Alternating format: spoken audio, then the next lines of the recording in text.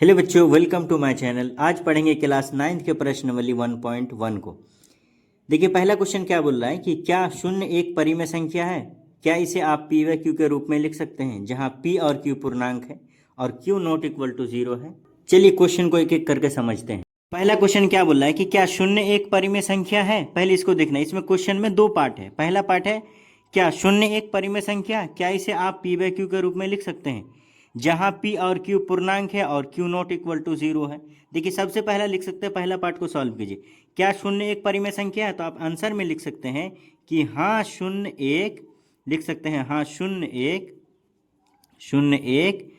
परिमेय संख्या है। शून्य एक परिमेय संख्या है। क्यों परिमेय संख्या? कारण क्या है इसका? कारण दे दीजिए आप। कारण ये दे सकते हैं क्योंकि 0 को यानी शून्य को संख्या रेखा पर क्या कर सकते हैं? संख्या रेखा पर प्रदर्शित कर सकते हैं।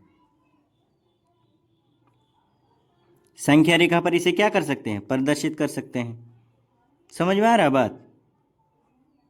पहला पार्ट हो गया। दूसरा पार्ट बोल रहा है क्या कि क्या इसे आप पी व क्यू के रूप में लिख सकते हैं। तो ये वाला भी हो सकता है कि इसे पी व क्यू के रूप में लिख सकते हैं। समझ में आ रही है बात? कैसे? देखिए, 0 को पी व क्यू के रूप में लिखने पर, 0 को पी व क्यू के रूप में लिखने पर क्या हो जाएगा? जैसे देखिए, 0 बटा क्या लिख सकते हैं? 1, 0 बटा 1, 0 बटा 2 और 0 बटा 3 अगर लिख देंगे तो यहाँ पे देखिए क्या हो जाएगा। यानी कि p बराबर क्या हो गया? 0 और q बराबर क्या हो गया? 1, 2 और 3। इसका मतलब q क्या है? 0 के बराबर नहीं है, मतलब q नॉट इक्वल टू 0। समझ में आया पहला क्वेश्चन? पहला क्वेश्चन समझ में आ रहा है? देखिए, दो पार्ट है इसमें। क्या शून्य एक परिमेय संख्या है? तो हाँ शून्य एक परिमेय संख्या है, क्योंकि इसे हम संख्या रेखा पर प्रदर्शित कर सकते हैं। जैसे यहाँ पे देख लीजिए, ये शून्य हो गया, ये किधर क्या होता है? 1 इधर, 2 और इधर -1 इधर -2। इसका मतलब शून्य को हम संख्या रेखा पर प्रदर्शित कर सकते हैं। और ये पी व क्यू के रूप में है, बिल्कुल है। जैसे करके यहाँ लिख सकते हैं, क्या है ये? जैसे 0 को पी व क्यू के रूप में लिखने पे क्या हो जाएगा? 0 बटा 1, 0 बटा 2, 0 बटा 3। पी बराबर क्या हो गया? 0 और क्यू बराबर 1, 2, 3। जहाँ क्यू क्या है? जहाँ यहाँ लिख सकते हैं जहाँ क्यू नॉट इक्वल टू 0 है। अब सॉल्व करते हैं क्वेश्चन नंबर 2। दूसरा नंबर क्वेश्चन देखिए क्या बोल रहा है कि 3 और 4 के बीच में 6 परिमेय संख्या ज्ञात करना है। 3 और 4 के बीच में कितने परिमेय संख्या ज्ञात करना है? 6 परिमेय संख्या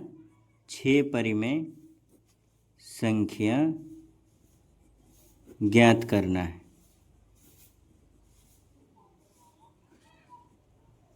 है ना?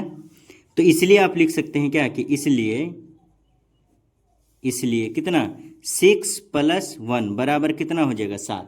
जितना परिमेय संख्या आपको निकालना है उससे एक जोड़ दीजिएगा, क्या हो जाएगा? अब सपोज करिए कि आपको 7 परिमेय संख्या निकालना था, तो यहाँ लिखते 7 आप +1। अगर 10 लिखना तो 10 + 1। अगर 20 परिमेय संख्या लिखना था तो 20 + 1 कर देना। समझ में आ रहा है? यहाँ कितना परिमेय संख्या हमको चाहिए? 6। तो क्या कर देंगे? 6 + 1 = 7। अब क्या काम कीजिए? 3 और 4 को परिमेय संख्या के रूप में लिखिए। 3 और 4 को परिमेय संख्या पे लिखने पर, 3 और 4 को पी व क्यू के रूप में लिखने पर, पी व क्यू के रूप में लिखने पर क्या हो जाएगा? 3/1। और क्या हो जाएगा दूसरा? और दूसरा क्या हो जाएगा? 4/1। क्लियर है बात? अब क्या काम कीजिए, इस 3/1 में ऊपर में भी 7 से गुना कर दीजिए, नीचे में भी 7, और दूसरा में भी वही काम कीजिए।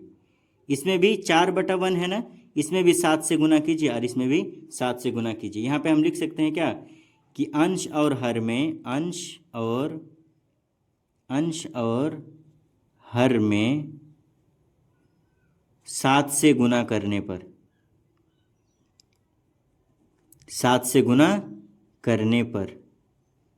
गुना करने पर क्या हो जाएगा? आप ऊपर वाले को 7 से क्यों गुना करें? देखिए, टोटल हमको निकालना 6, तो 6 + 1 = कितना हो गया 7। तो 7 को ऊपर से नीचे से दोनों तरफ से गुना कर दिए तो 7 तिया 21। अब बटा में कितना हो जाएगा 7। और दूसरा कितना आ गया संख्या मेरा, दूसरा देखिए 7 चौके 28। अब बटा में कितना होगा 7 एकम 7। अब देखिए तो 21/7 और 28/7 हो गया। अब हमको चाहिए था किसके किसके बीच में, 3 और 4 के बीच में। देखिए 6 परिमेय संख्या, 6 परिमेय संख्या देखिए आ जाएगा। 21/7 को छोड़ करके कितना लेना है 22/7, 23/7, 24/7, 25/7, 26/7 और 27/7। कितना आ गया 1 2 3 4 5 6, यही तो 6 निकालना है। हो गया, यही हो गया इसका क्या 6 परिमेय संख्या निकल गया, इसका आंसर हो गया। अब क्वेश्चन नंबर तीसरा को सॉल्व करते हैं।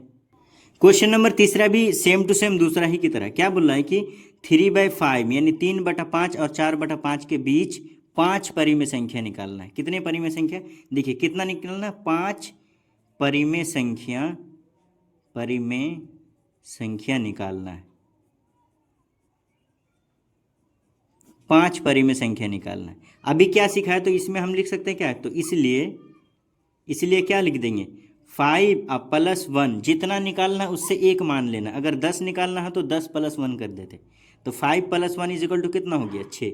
समझ में आ गया बात। अब देखिए ऑलरेडी किस में है, P/Q के रूप में है। इसको लिख सकते हैं 3/5 और दूसरा क्या है 3/5 और दूसरा 4/5। क्लियर है बात। अब क्या काम कीजिए 3/5 इंटू 6 है ना, टोटल कितना है 6, 5 + 1 कितना हो गया 6, 6 को ऊपर से भी गुना कीजिए नीचे भी, और दूसरे में भी वही काम कीजिए। क्या 4/5 है ना, इंटू कितना हो गया 6/6। अब इसमें लिख दीजिए क्या अंश और हर में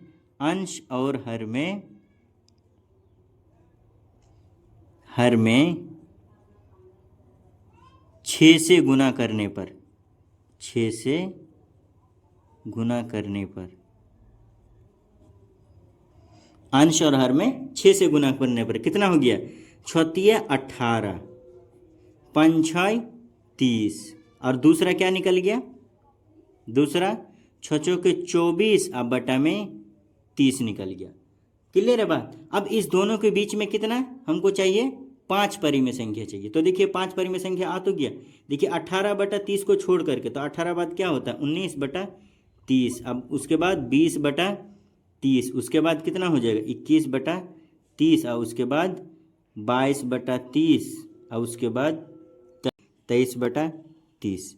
समझ में आ रहा है बात। कितना 1 2 3 4 और 5, मतलब 24 को नहीं लेना, ये 24 को नहीं लेना और 18/30 को नहीं लेना, इसके बाद से ही पकड़ना है। अब सॉल्व करते हैं क्वेश्चन नंबर 4 को। क्वेश्चन नंबर 4 क्या बोल रहा है कि नीचे दिए गए कथन सत्य है या असत्य है, कारण के साथ अपने उत्तर दीजिए। पहला देखिए प्रत्येक प्राकृत संख्या एक पूर्ण संख्या है, इसको देखते हैं क्या बोल रहा पहला में। देखिए नीचे दिए गए कथन सत्य है या असत्य है, कारण के साथ उत्तर दीजिए। प्रत्येक प्राकृत संख्या एक पूर्ण संख्या है, तो ये बिल्कुल क्या है सत्य है। क्यों, कारण क्या है, ये सत्य है, ये सत्य है, आंसर है ये। कारण इसका क्या है, कारण देख लीजिए प्रत्येक प्राकृत संख्या एक पूर्ण संख्या। यहाँ देखिए ये 0 1 2 3 ये सब जाते हैं, ये पूरा जो है ये आता है पूर्ण संख्या के अंदर। किसके अंदर आ जाएगा, पूर्ण संख्या। लेकिन ये 1 2 3 ये सब किसके अंदर आ जाएगा, प्राकृत संख्या के अंदर आ जाएगा, प्राकृत क्या आ जाएगा। इसका मतलब है कि ये पूरा जो है पूर्ण संख्या के अंदर आया, और 1 से लेकर 3 तक ये प्राकृत संख्या के अंदर आया, तो पूर्ण संख्या के अंदर प्राकृत संख्या आ गया। पूरा अगर पूर्ण संख्या है तो पूर्ण संख्या के अंदर ही तो प्राकृतिक संख्या है, तो बोल सकते हैं कि पूर्ण संख्या में शामिल क्या है, प्राकृत संख्या। इसका मतलब हम कारण में लिख सकते हैं कि प्रत्येक प्राकृत संख्या एक पूर्ण संख्या है। कारण इसका ये है क्योंकि प्रत्येक प्राकृत संख्या पूर्ण संख्या में शामिल है। समझ में आया पहला क्वेश्चन। अरे देखिए क्या बोल रहा है कि क्या सभी प्राकृत संख्या पूर्ण संख्या है, बिल्कुल है, ये सभी क्या है पूर्ण संख्या है, और पूर्ण संख्या के अंदर ही तो क्या आ रहा है, प्राकृतिक संख्या आ रहा है।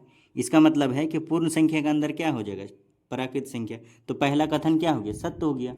दूसरा नंबर क्वेश्चन देखिए क्या बोला है कि प्रत्येक पूर्णांक एक पूर्ण संख्या हो सकती है।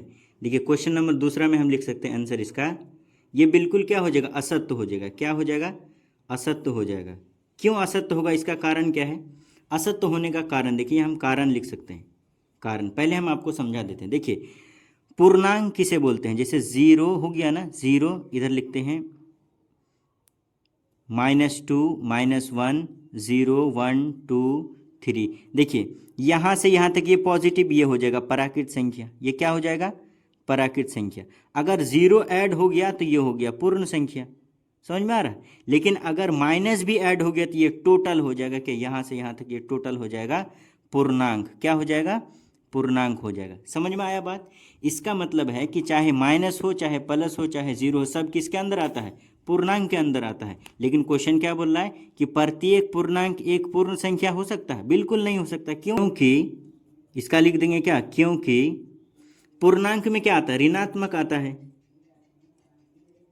पूर्णांक संख्या में क्या आ जाएगा, पूर्णांक में ऋणात्मक संख्या होती है, जबकि पूर्ण संख्या में पॉजिटिव, यानी जबकि पूर्ण संख्या में ऋणात्मक नहीं होती है।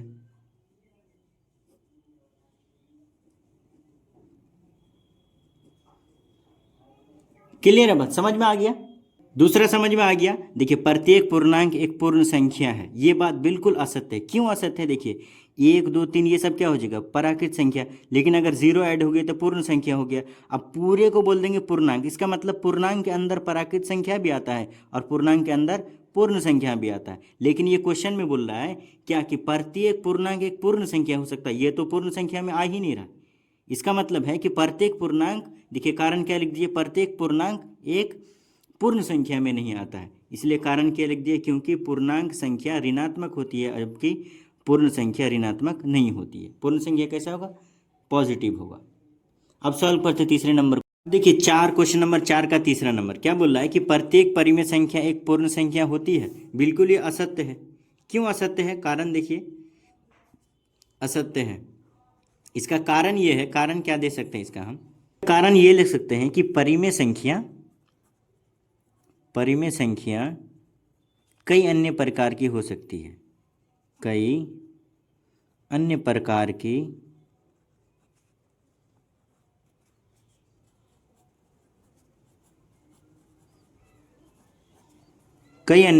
की हो सकती है, जिसे हम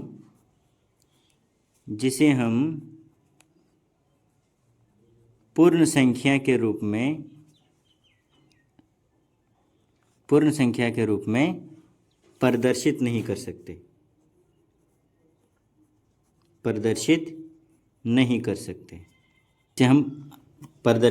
सकते, जैसे एक एग्जांपल ले लीजिए, परिमेय संख्या में क्या हो जाएगा, 1 सपोज करो 2 हो गया, ये तो ये परिमेय संख्या हो गया क्योंकि ये p/q के रूप में हो गया। उसी तरह p/q अगर ये हो गया तो इसको हम ऐसे लिख सकते हैं 0.5, और 0.5 तो पूर्ण संख्या है ही नहीं। समझ में आ रहा बात। अरे 0.5 जैसे 1/2 क्या है, पूर्ण परिमेय संख्या है। 1/2 क्या है, जैसे 1/2 क्या है, परिमेय संख्या है। और परिमेय संख्या ये 1/2 कितना मान होता है, 0.5, और 0.5 क्या हो जाएगा, पूर्ण संख्या नहीं हो सकता। इसका मतलब है कि जो परिमेय संख्या होगा वो पूर्ण संख्या नहीं होगा। ये ज़रूरी चीज़ नहीं है। समझ में आया। वीडियो पसंद आए तो प्लीज़ चैनल को सब्सक्राइब कीजिए और अपने दोस्तों के साथ शेयर कीजिए।